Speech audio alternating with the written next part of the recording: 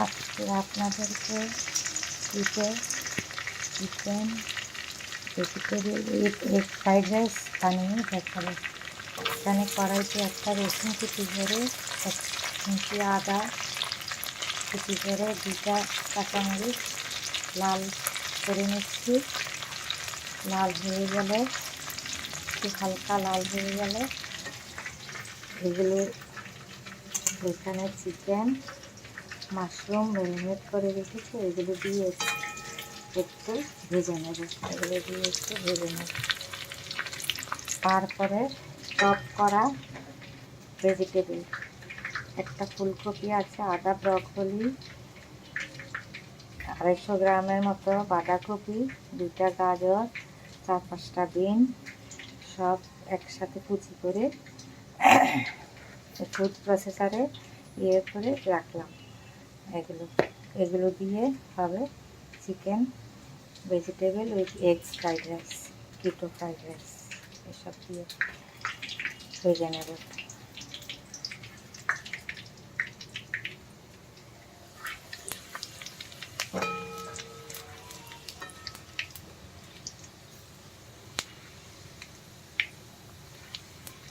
লাল হয়ে আসছে, আর এখন এগুলো দিয়ে দিচ্ছি।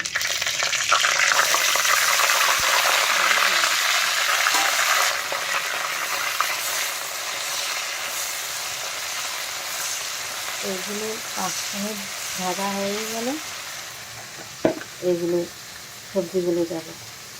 সবজিগুলো ফুড প্রসেসরে করে আপনি করে নেবেন, ঘুরিয়ে নেবেন, তাহলে এমন কিমার মতো হয়ে যাবে। এগুলো দিয়ে খুব tasty chicken vegetable with egg fried rice হবে। আমি সম্পূর্ণ রান্নাটা অলিভ অয়েলে করছি।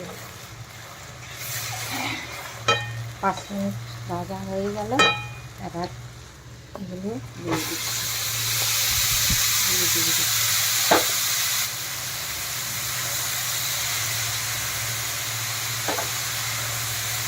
এগুলো দিয়ে ভালো করে ভেজে একদম যখন দরদরে হয়ে যাবে, 2টা ডিম ভেঙে সাইডে দিয়ে দেব, দিয়ে নেড়ে চেড়ে নামিয়ে নেব। উপর থেকে স্প্রিং অনিয়ন ক্যাপসিকাম দিয়ে নামিয়ে নেব।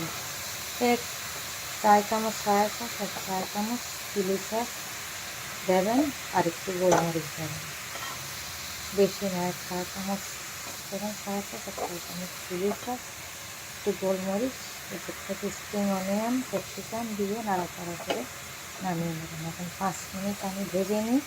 ভেজে নেওয়ার পরে যখন ঝরঝরে হয়ে যাবে, তখন সাইডে দিয়ে ডিম দিয়ে আবার 3-4 মিনিট ভেজে নেব। তারপরে উপর থেকে চিলি সস, সয়া সস, গোলমরিচ দিয়ে নামিয়ে, স্প্রিং অনিয়ন ক্যাপসিকাম দিয়ে নামিয়ে।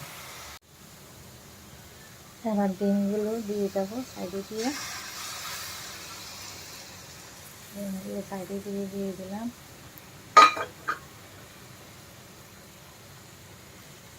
একটু পিঙ্ক সল্ট দিচ্ছি, পিঙ্ক সল্ট, একটু পিঙ্ক সল্ট, একটু গোলমরিচের গুঁড়া, গোলমরিচের